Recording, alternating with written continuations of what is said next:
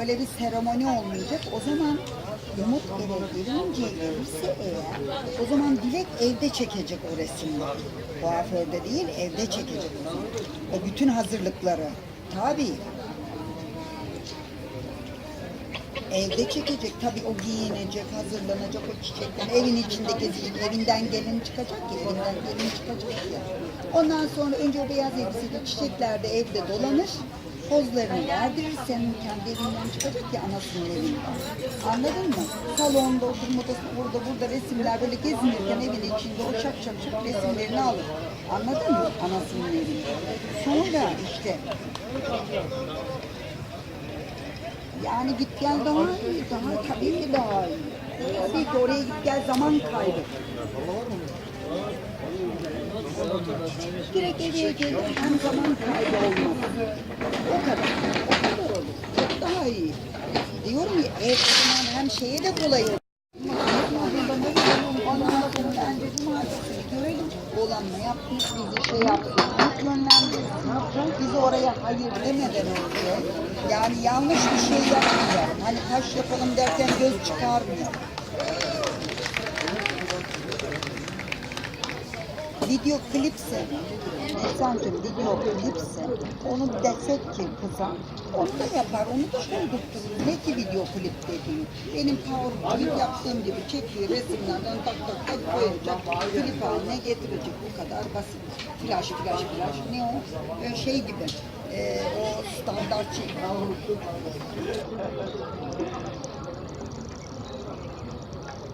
Hayır.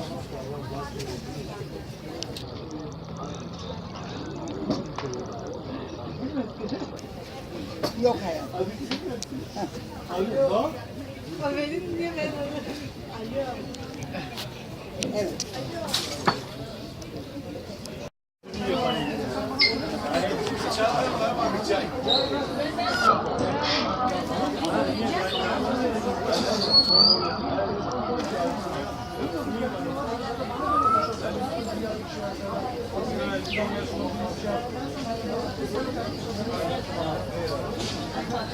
Anladım.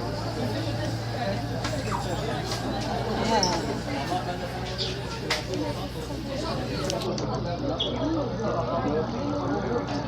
Onu bilemeyiz. Neler olduğunu aralarında bilemeyiz. Belki kendi çıktı.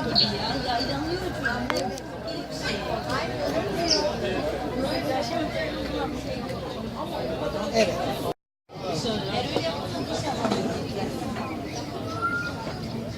Erman abi. Çay kimin Ali abi? Ali abi. daha 500 lira. Bir buçuk saat bekledim. 9 dolar inşallah. 15 dakikada Kim verdi sana? Masum verdi.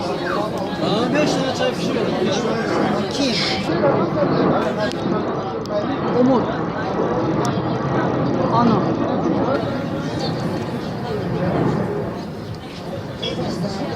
Ne dedi peki fiyat olarak?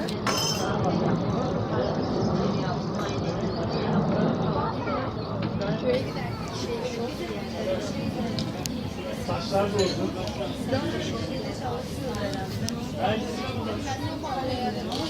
Evet.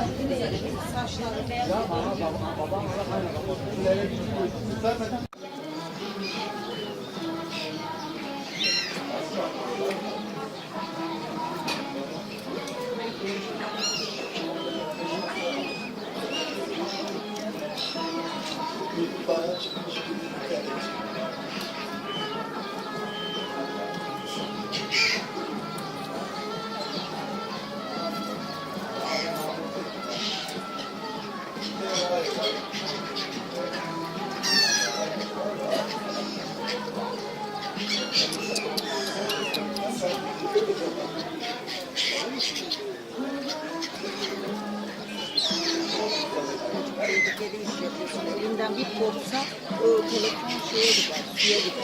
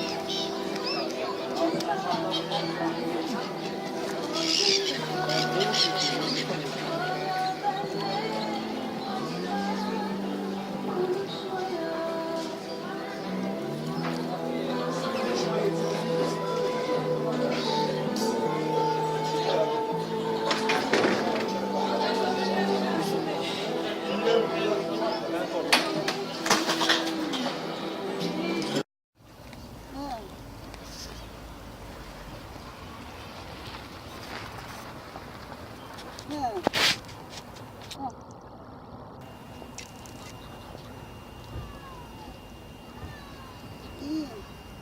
İyi, hadi bakayım. Ay inşallah. İnşallah Mustafa ya, çok seviniriz. İnşallah görüşürler, tanışırlar, mutlu olurlar inşallah. Evet. Evet. İnşallah. Tabii.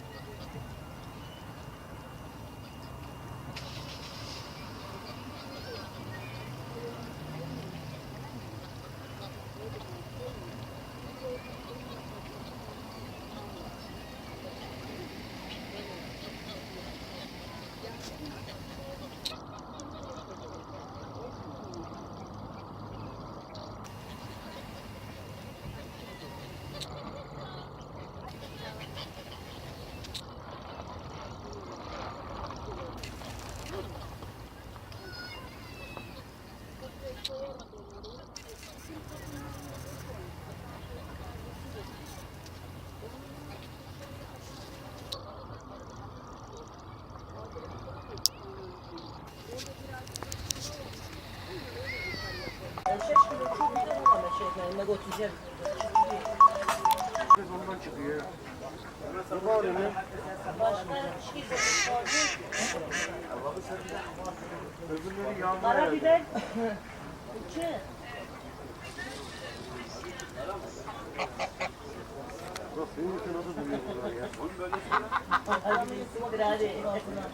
Karabiberi sunma. Oha. Evet tamam nane ben konuşmuşum yanımda var.